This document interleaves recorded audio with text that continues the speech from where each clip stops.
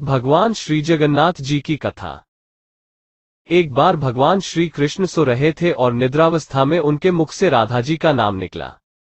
पटरानियों को लगा कि वो प्रभु की इतनी सेवा करती है, परंतु प्रभु सबसे ज्यादा राधा जी का ही स्मरण रहता है। रुक्मिणी जी एवं अन्य रानियों ने रोहिणी जी से राधा रानी व श्री कृष्ण के प्रेम व ब्रज लीलाओं का वर्णन करने की प्रार्थना की। माता ने कथा सुनाने की हामी तो भर दी, लेकिन यह भी कहा कि श्री कृष्ण व बलराम को इसकी भनक न मिले। तय हुआ कि सभी रानियों को रोहिणी जी एक गुप्त स्थान पर कथा सुनाएंगी। वहां कोई और न आए, इसके लिए सुभद्रा जी को पहरा देने के लिए मना लिया गया। सुभद्रा जी को आदेश हुआ कि स्वयं श्री कृष्ण या बलराम भी आए तो उन्हें भी अंदर न आने देना। माता ने कथा सुनानी आरंभ की। सुभद्रा द्वार पर तैनात थी। थोड़ी देर में श्री कृष्ण एवं बलराम वहां आ पहुंचे। सुभद्रा ने अंदर जाने से रोक लिया। इससे भगवान श्री कृष्ण को कुछ संदेह हुआ। वो बाहर से ही अपनी सूक्ष्म शक्ति द्वारा अंदर की माता द्वारा वर्णित ब्रज लीलाओं को आनंद लेकर सुनने लगे। बलराम जी भी कथा का आनंद लेने लगे। कथा सुनते सुनते श्री कृष्ण, बलराम व सुभद्रा के हृदय में ब्रज के प्रति अद्भुत प्रेम भाव उत्पन्न हुआ। उस भाव में उनके पैर हाथ सिकुड़ने लगे जैसे बाल्यकाल में थे। तीनों राधा जी की कथा में ऐसे विभोर हुए कि मूर्ति के समान जड़ प्रतीत होने लगे। बड़े ध्यान पूर्वक देखने पर भी उनके हाथ पैर दिखाई नहीं देते थे। सुदर्शन ने भी द्रवित होकर लंबा रूप धारण कर लिया। उसी समय देवमुनि नारद वहां आ पहुंचे। भगवान के इस रूप को देखकर आश्चर्यचकित हो गए और निहारते रहे। कुछ समय बाद जब तंद्रा भंग हुई तो नारद जी ने प्रणाम करके भगवान श्री कृष्ण से कहा, है प्रभु, मेरी इच्छा है कि मैंने आज जो रूप देखा है वह रूप आपके भक्त जनों को पृथ्वी लोक पर चिरकाल तक देखने को मिले। आप इस रूप में पृथ्वी पर वास करें। भगवान श्री कृष्ण नारद जी की बात से प्रसन्न हुए और उन्होंने कहा कि ऐसा ही होगा। कलिकाल में मैं इसी रूप में नीलांचल क्षेत्र में अपना स्वरूप प्रकट करूंगा। कलियुग आगमन के उपरांत प्रभु की प्रेरणा से माल्वराज इंद्रद्युम्न ने भगवान श्री कृष्ण, बलभद्र जी और बहन सुभद्रा जी की ऐसी ही प्रतिमा जगन्नाथ मंदिर में स्थापित कराई। यह रोचक कथा आगे पढ़े। राजा इंद्रद्युम्न श्रेष्ठ प्रजापालक राजा थे। प्रजा उन्हें बहुत प्रेम करती थी। प्रजा सुखी और संतुष्ट थी। राजा के मन में इच्छा थी कि वो कुछ ऐसा करे जिससे सभी उन्हें स्मरण रखें। दैवयोग से इंद्रद्युम्न के मन में एक अज्ञात कामना प्रकट हुई कि वो ऐसा मंदिर का निर्माण कराए जैसा दुनिया में कहीं और न हो। इंद्रद्युम्न विचारने लगे कि आखिर उनके मंदिर में किस देवता की मूर्ति स्थापित करें। राजा के मन में यही इच्छा और चिंतन चलने लगा। एक रात इसी पर गंभीर चिंतन करते सो गए। नींद में राजा ने एक सपना देखा। सपने में उन्हें एक देववाणी सुनाई पड़ी। इंद्रद्युम्न ने सुना, राजा तुम पहले नए मंदिर का निर्माण आरंभ करो। मूर्ति विग्रह की चिंता छोड़ दो। उचित समय आने पर तुम्हें स्वयं राह दिखाई पड़ेगी। राजा नींद से जाग उठे। सुबह होते ही उन्होंने अपने मंत्रियों को सपने की बात बताई। राजपुरोहित के सुझाव पर शुभ मुहूर्त में पूर्वी समुद्र तट पर एक विशाल मंदिर के निर्माण का निश्चय हुआ। वैदिक मंत्रोच्चार के साथ मंदिर निर्माण का श्री गणेश हुआ। राजा इंद्रद्युम्न के मंदिर बनवाने की सूचना शिल्पियों और कारीगरों को हुई। सभी इसमें योगदान देने पहुंचे। दिन रात मंदिर के निर्माण में जुट गए। कुछ ही वर्षों में मंदिर बनकर तैयार हुआ। सागर तट पर एक विशाल मंदिर का निर्माण तो हो गया, परंतु मंदिर के भीतर भगवान की मूर्ति की समस्या जस की तस थी। राजा फिर से चिंतित होने लगे। एक दिन मंदिर के गर्भगृह में बैठकर इसी चिंतन में बैठे राजा की आंखों से आंसू निकल आए। राजा ने भगवान से विनती की, प्रभु आपके किस स्वरूप को इस मंदिर में स्थापित करूं, इसकी चिंता से व्यग्र हूं। मार्ग दिखाइए। आपने स्वप्न में जो संकेत दिया था उसे पूरा होने का समय कब आएगा? देव विग्रह विहीन मंदिर देख सभी मुझ पर हंसेंगे। राजा की आंखों से आंसू झर रहे थे और वो प्रभु से प्रार्थना करते जा रहे थे, प्रभु आपके आशीर्वाद से मेरा बड़ा सम्मान है। प्रजा समझेगी कि मैंने झूठ मूठ में स्वप्न में आपके आदेश की बात कहकर इतना बड़ा श्रम कराया। हे प्रभु मार्ग दिखाइए। राजा दुखी मन से अपने महल में चले गए। उस रात को राजा ने फिर एक सपना देखा। सपने में उसे देववाणी सुनाई दी, राजन, यहाँ निकट में ही भगवान श्री कृष्ण का विग्रह रूप है। तुम उन्हें खोजने का प्रयास करो, तुम्हें दर्शन मिलेंगे। इंद्रद्युम्न ने स्वप्न की बात पुनः पुरोहित और मंत्रियों को बताई। सभी यह निष्कर्ष पर पहुंचे कि प्रभु की कृपा सहज प्राप्त नहीं होगी। उसके लिए हमें निर्मल मन से परिश्रम आरंभ करना होगा। भगवान के विग्रह का पता लगाने की जिम्मेदारी राजा इंद्रद्युम्न ने 4 विद्वान पंडितों को सौंप दिया। प्रभु इच्छा से प्रेरित होकर चारों विद्वान 4 दिशाओं में निकले। उन चारों में एक विद्वान थे विद्यापति। वह चारों में सबसे कम उम्र के थे। प्रभु के विग्रह की खोज के दौरान उनके साथ बहुत से अलौकिक घटनाएं हुई। प्रभु का विग्रह किसे मिला, यह प्रसंग आगे पढ़े। पंडित विद्यापति पूर्व दिशा की ओर चले। कुछ आगे चलने के बाद विद्यापति उत्तर की ओर मुड़े तो उन्हें एक जंगल दिखाई दिया। वन भयावह था। विद्यापति श्री कृष्ण के उपासक थे। उन्होंने श्री कृष्ण का स्मरण किया और राह दिखाने की प्रार्थना की। भगवान श्री कृष्ण की प्रेरणा से उन्हें राह दिखने लगी। प्रभु का नाम लेते वह वन में चले जा रहे थे। जंगल के मध्य उन्हें एक पर्वत दिखाई दिया। पर्वत के वृक्षों से संगीत की ध्वनि सा सुरम्य गीत सुनाई पड़ रहा था। विद्यापति संगीत के जानकार थे। उन्हें वहां मृदंग, बंसी और करताल की मिश्रित ध्वनि सुनाई दे रही थी। यह संगीत उन्हें दिव्य लगा। संगीत की लहरियों को खोजते विद्यापति आगे बढ़ चले। वह जल्दी ही पहाड़ी की चोटी पर पहुंच गए। पहाड़ के दूसरी ओर उन्हें एक सुंदर घाटी दिखी जहां भील नृत्य कर रहे थे।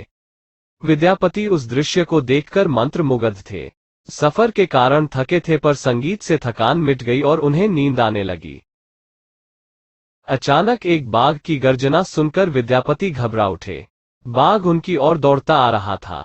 बाघ को देखकर विद्यापति घबरा गए और बेहोश होकर वहीं गिर पड़े। बाघ विद्यापति पर आक्रमण करने ही वाला था कि तभी एक स्त्री ने बाघ को पुकारा, बाघा।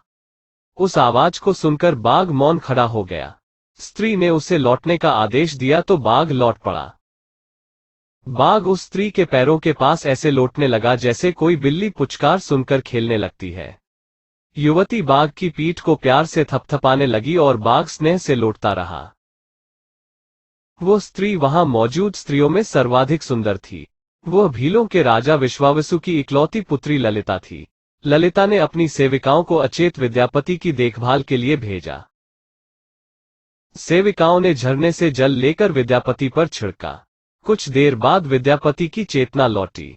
उन्हें जल पिलाया गया। विद्यापति यह सब देखकर कुछ आश्चर्य में थे। ललिता विद्यापति के पास आई और पूछा, आप कौन हैं और भयानक जानवरों से भरे इस वन में आप कैसे पहुंचे?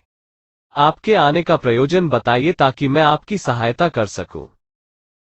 विद्यापति के मन से बाघ का भय पूरी तरह गया नहीं था। ललिता ने यह बात भांप ली और उन्हें सांत्वना देते हुए कहा, विप्रवर आप मेरे साथ चलें। जब आप स्वस्थ हों तब अपने लक्ष्य की ओर प्रस्थान करें। विद्यापति ललिता के पीछे पीछे उनकी बस्ती की तरफ चल दिए। विद्यापति भीलों के पाजा विश्वावसु से मिले और उन्हें अपना परिचय दिया। विश्वावसु विद्यापति जैसे विद्वान से मिलकर बड़े प्रसन्नता हुए।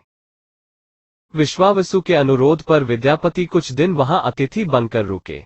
वह भीलों को धर्म और ज्ञान का उपदेश देने लगे। उनके उपदेशों को विश्वावसु तथा ललिता बड़ी रुचि के साथ सुनते थे। ललिता के मन में विद्यापति के लिए अनुराग पैदा हो गया। विद्यापति ने भी भांप लिया कि ललिता जैसी सुंदरी को उनसे प्रेम हो गया है, किंतु विद्यापति एक बड़े कार्य के लिए निकले थे। अचानक एक दिन विद्यापति बीमार हो गए। ललिता ने उसकी सेवा शुश्रूषा की। इससे विद्यापति के मन में भी ललिता के प्रति प्रेम भाव पैदा हो गया। विश्वावसु ने प्रस्ताव रखा कि विद्यापति ललिता से विवाह कर ले। विद्यापति ने इसे स्वीकार कर लिया। कुछ दिन दोनों के सुखमय बीते। ललिता से विवाह करके विद्यापति प्रसन्न तो था, पर जिस महत्वपूर्ण कार्य के लिए वो आए थे वो अधूरा था। यही चिंता उन्हें बार बार सताती थी। इस बीच विद्यापति को एक विशेष बात पता चली। विश्वावसु हर रोज सवेरे उठकर कहीं चला जाता था और सूर्योदय के बाद ही लौटता था। कितनी भी विकट स्थिति हो, उसका यह नियम कभी नहीं टूटता था। विश्वावसु के इस व्रत पर विद्यापति को आश्चर्य हुआ। उनके मन में इस रहस्य को जानने की इच्छा हुई। आखिर विश्वावसु जाता कहाँ है? एक दिन विद्यापति ने ललिता से इस संबंध में पूछा। ललिता यह सुनकर सहम गई। आखिर वह क्या रहस्य था? क्या वह रहस्य विद्यापति के कार्य में सहयोगी था या विद्यापति पत्नी के प्रेम में मार्ग भटक गए? यह प्रसंग आगे पढ़े। विद्यापति ने ललिता से उसके पिता द्वारा प्रतिदिन सुबह किसी अज्ञात स्थान पर जाने और सूर्योदय के पूर्व लौट आने का रहस्य पूछा। विश्वावसु का नियम किसी हाल में नहीं टूटता था, चाहे कितनी भी विकट परिस्थिति हो। ललिता के सामने धर्म संकट आ गया। वो पति की बात को ठुकरा नहीं सकती थी, लेकिन पति जो पूछ रहा था वो उसके वंश की गोपनीय परंपरा से जुड़ी बात थी जिसे खोलना संभव नहीं था। ललिता ने कहा, स्वामी, यह हमारे कुल का रहस्य है जिसे किसी के सामने खोला नहीं जा सकता, परंतु आप मेरे पति हैं और मैं आपको कुल का पुरुष मानते हुए जितना संभव है उतना बताती हूं। यहां से कुछ दूरी पर एक गुफा है जिसके अंदर हमारे कुल देवता हैं। उनकी पूजा हमारे सभी पूर्वज करते आए हैं। यह पूजा निर्बाध चलनी चाहिए। उसी पूजा के लिए पिताजी रोज सुबह नियमित रूप से जाते हैं। विद्यापति ने ललिता से कहा कि वह भी उनके कुल देवता के दर्शन करना चाहते हैं। ललिता बोली, यह संभव नहीं। हमारे कुल देवता के बारे में किसी को जानने की इच्छा है, यह सुनकर मेरे पिता क्रोधित हो जाएंगे। विद्यापति की उत्सुकता बढ़ रही थी। वह तरह तरह से ललिता के अपने प्रेम की शपथ देकर उसे मनाने लगे। आखिरकार ललिता ने कहा कि वह अपने पिताजी से विनती करेगी कि वह आपको देवता के दर्शन करा दें। ललिता ने पिता से सारी बात कही। वह क्रोधित हो गए। ललिता ने जब यह कहा कि मैं आपकी अकेली संतान हूं, आपके बाद देवता के पूजा का दायित्व मेरा होगा, इसलिए मेरे पति का यह अधिकार बनता है क्योंकि आगे उसे ही पूजना होगा। विश्वावसु इस तर्क के आगे झुक गए।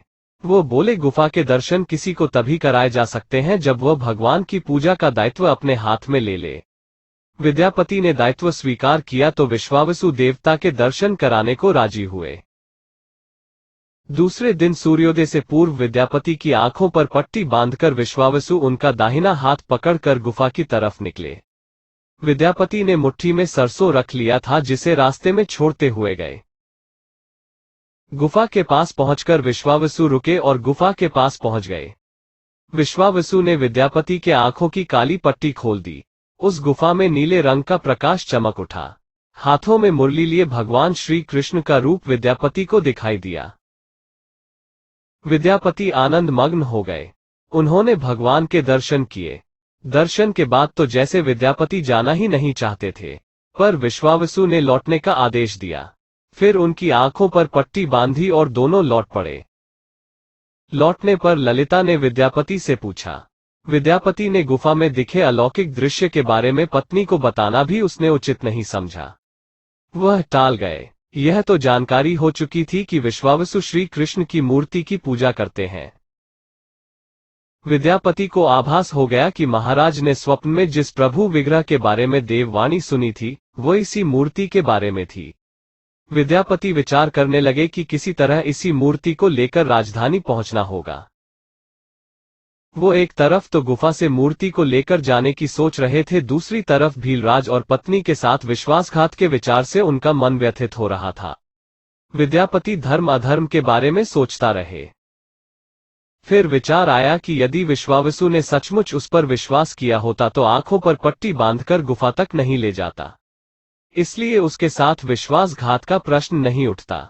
उसने गुफा से मूर्ति चुराने का मन बना लिया। विद्यापति ने ललिता से कहा कि वो अपने माता पिता के दर्शन करने के लिए जाना चाहता है। वे उसे लेकर परेशान होंगे। ललिता भी साथ चलने को तैयार हुई तो विद्यापति ने यह कहकर समझा लिया कि वह शीघ्र ही लौटेगा तो उसे लेकर जाएगा। ललिता मान गई। विश्वावसु ने उसके लिए घोड़े का प्रबंध किया। अब तक सरसों के दाने से पौधे निकल आए थे। उनको देखता विद्यापति गुफा तक पहुंच गया। उसने भगवान की स्तुति की और क्षमा प्रार्थना के बाद उनकी मूर्ति उठाकर झोले में रख ली। शाम तक वह राजधानी पहुंच गया और सीधा राजा के पास गया। उसने दिव्य प्रतिमा राजा को सौंप दी और पूरी कहानी सुनाई। राजा ने बताया कि उसने कल एक सपना देखा कि सुबह सागर में एक कुंडा बहकर आएगा। उस कुंडे की नक्काशी करवाकर भगवान की मूर्ति बनवा लेना जिसका अंश तुम्हें प्राप्त होने वाला है। वह भगवान श्री विष्णु का स्वरूप होगा। तुम जिस मूर्ति को लाए हो वह भी भगवान विष्णु का अंश है। दोनों आश्वस्त थे कि उनकी तलाश पूरी हो गई है। राजा ने कहा कि जब भगवान द्वारा भेजी लकड़ी से हम इस प्रतिमा का बड़ा स्वरूप बनवा लेंगे तब तुम अपने ससुर से मिलकर उन्हें मूर्ति वापस कर देना। उनके कुल देवता का इतना बड़ा विग्रह एक भव्य मंदिर में स्थापित देखकर उन्हें खुशी ही होगी। दूसरे दिन सूर्योदय से पूर्व राजा विद्यापति तथा मंत्रियों को लेकर सागर तट पर पहुंचा। स्वप्न के अनुसार एक बड़ा कुंदा पानी में बहकर आ रहा था। सभी उसे देखकर प्रसन्न हुए। 10 नावों पर बैठकर राजा के सेवक उस कुंदे को खींचने पहुंचे। मोटी मोटी रस्सियों से कुंदे को बांधकर खींचा जाने लगा, लेकिन कुंदा टस से मज नहीं हुआ। और लोग भेजे गए, लेकिन सैकड़ों लोग और नावों का प्रयोग करके भी कुंदे को हिलाया तक नहीं जा सका। राजा का मन उदास हो गया। सेनापति ने एक लंबी सेना कुंदे को खींचने के लिए भेज दी। सारे सागर में सैनिक ही सैनिक नजर आने लगे, लेकिन सभी मिलकर कुंदे को अपने स्थान से हिला तक न सके। सुबह से रात हो गई। अचानक राजा ने काम रोकने का आदेश दिया। उसने विद्यापति को अकेले में ले जाकर कहा कि वो समस्या का कारण जान गया है। राजा के चेहरे पर संतोष के भाव थे। राजा ने विद्यापति को गोपनीय रूप से कहीं चलने की बात कही। राजा इंद्रद्युम्न ने कहा कि अब भगवान का विग्रह बन जाएगा, बस एक काम करना होगा। भगवान श्री कृष्ण ने राजा को ऐसा क्या संकेत दे दिया था कि उसकी सारी परेशानी समाप्त हो गई। यह प्रसंग आगे पढ़े।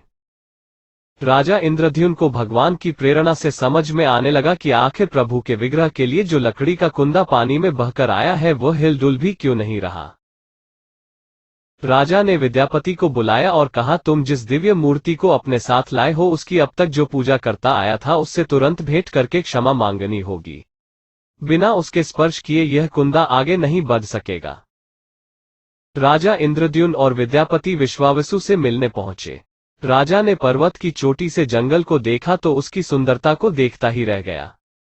दोनों भीलों की बस्ती की ओर चुपचाप चलते रहे। इधर विश्वावसु अपने नियमित दिनचर्या के हिसाब से गुफा में अपने कुल देवता की पूजा के लिए चले। वहां प्रभु की मूर्ति गायब देखी तो वो समझ गए कि उनके दामाद ने ही यह छल किया है। विश्वावसु लौटे और ललिता को सारी बात सुना दी। विश्वावसु पीड़ा से भरा घर के आंगन में पछाड़ खाकर गिर गए।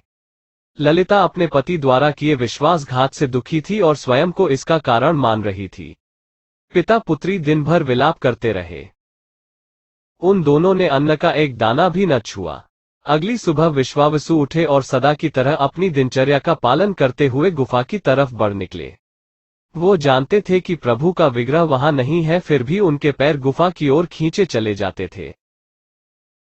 विश्वावसु के पीछे ललिता और रिश्तेदार भी चले। विश्वावसु गुफा के भीतर पहुंचे। जहां भगवान की मूर्ति होती थी उस चट्टान के पास खड़े होकर हाथ जोड़कर खड़े रहे। फिर उस ऊंची चट्टान पर गिर गए और बिलक बिलक कर रोने लगे। उनके पीछे प्रजा भी रो रही थी। एक भील युवक भागता हुआ गुफा के पास आया और बताया कि उसने महाराज और उनके साथ विद्यापति को बस्ती की ओर से आते देखा है। यह सुनकर सब चौंक उठे। विश्वावसु राजा के स्वागत में गुफा से बाहर आए, लेकिन उनकी आंखों में आंसू थे। राजा इंद्रद्युम्न विश्वावसु के पास आए और उन्हें अपने हृदय से लगा लिया। राजा बोले, भीलराज, तुम्हारे कुल देवता की प्रतिमा का चोर तुम्हारा दामाद नहीं, मैं हूं। उसने तो अपने महाराज के आदेश का पालन किया। यह सुनकर सब चौंक उठे। विश्वावसु ने राजा को आसन दिया। राजा ने उस विश्वावसु को शुरू से अंत तक पूरी बात बताकर कहा कि आखिर क्यों यह सब करना पड़ा। फिर राजा ने उनसे अपने स्वप्न और फिर जगन्नाथपुरी में सागर तट पर मंदिर निर्माण की बात कह सुनाई।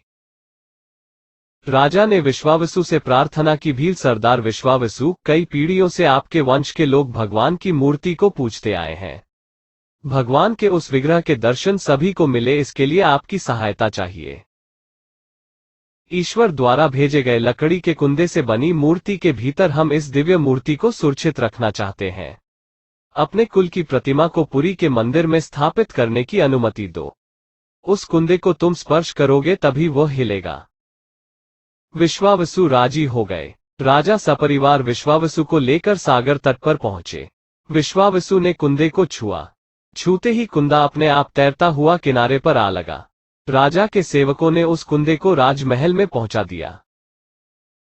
अगले दिन मूर्तिकारों और शिल्पियों को राजा ने बुलाकर मंत्रणा की कि आखिर इस कुंदे से कौन सी देवमूर्ति बनाना शुभदायक होगा।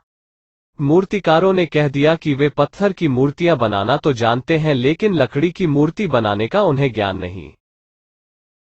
एक नए विघ्न के पैदा होने से राजा फिर चिंतित हो गए।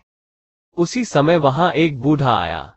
उसने राजा से कहा, इस मंदिर में आप भगवान श्री कृष्ण को उनके भाई बलभद्र तथा बहन सुभद्रा के साथ विराजमान करें। इस दैवयोग का यही संकेत है। राजा को उस बूढ़े व्यक्ति की बात से सांत्वना तो मिली, लेकिन समस्या यह थी कि आखिर मूर्ति बने कैसे। उस बूढ़े ने कहा कि मैं इस कला में कुशल हूं, मैं इस पवित्र कार्य को पूरा करूंगा और मूर्तियां बनाऊंगा, पर मेरी एक शर्त है। राजा प्रसन्न हो गए और उनकी शर्त पूछी। बूढ़े शिल्पी ने कहा, मैं भगवान की मूर्ति निर्माण का काम एकांत में करूंगा। मैं यह काम बंद कमरे में करूंगा। कार्य पूरा करने के बाद मैं स्वयं दरवाजा खोलकर बाहर आऊंगा। इस बीच कोई मुझे नहीं बुलाए। राजा सहमत तो थे, लेकिन उन्हें एक चिंता हुई और बोले, यदि कोई आपके पास नहीं आएगा तो ऐसी हालत में आपके खाने पीने की व्यवस्था कैसे होगी। शिल्पी ने कहा, जब तक मेरा काम पूर्ण नहीं होता मैं कुछ खाता पीता नहीं हूं। राज मंदिर के एक विशाल कक्ष में उस बूढ़े शिल्पी ने स्वयं को 21 दिनों के लिए बंद कर लिया और काम शुरू कर दिया। भीतर से आवाजें आती थीं।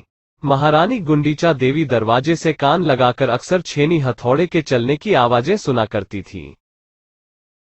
महारानी रोज की तरह कमरे के दरवाजे से कान लगाए खड़ी थीं। 15 दिन बीते थे कि उन्हें कमरे से आवाज सुनाई पड़नी बंद हो गई। जब मूर्तिकार के काम करने की कोई आवाज न मिली तो रानी चिंतित हो गई। उन्हें लगा कि वृद्ध आदमी है, खाता पीता भी नहीं, कहीं उसके साथ कुछ अनिष्ट न हो गया हो। व्याकुल होकर रानी ने दरवाजे को धक्का देकर खोला और भीतर झांक कर देखा। महारानी गुंडीचा देवी ने इस तरह मूर्तिकार को दिया हुआ वचन भंग कर दिया था। मूर्तिकार अभी मूर्तियां बना रहा था, परंतु रानी को देखते ही वह अदृश्य हो गए। मूर्ति निर्माण का कार्य अभी तक पूरा नहीं हुआ था। हाथ पैर का निर्माण पूर्ण नहीं हुआ था। वृद्ध शिल्पकार के रूप में स्वयं देवताओं के शिल्पी भगवान विश्वकर्मा आए थे। उनके अदृश्य होते ही मूर्तियां अधूरी ही रह गईं। इसी कारण आज भी यह मूर्तियां वैसी ही हैं। उन प्रतिमाओं को ही मंदिर में स्थापित कराया गया। कहते हैं विश्वावसु संभवतः उस जरा बहेलिये का वंशज था जिसने अनजाने में भगवान कृष्ण की हत्या कर दी थी। विश्वावसु शायद कृष्ण के पवित्र अवशेषों की पूजा करता था। ये अवशेष मूर्तियों में छिपाकर रखे गए थे। विद्यापति और ललिता के वंशज जिन्हें दैत्यपति कहते हैं, उनका परिवार ही यहां अब तक पूजा करता है। हमारे नए वीडियो पाने के लिए हमारे चैनल कृष्णकाओं को सब्सक्राइब करें।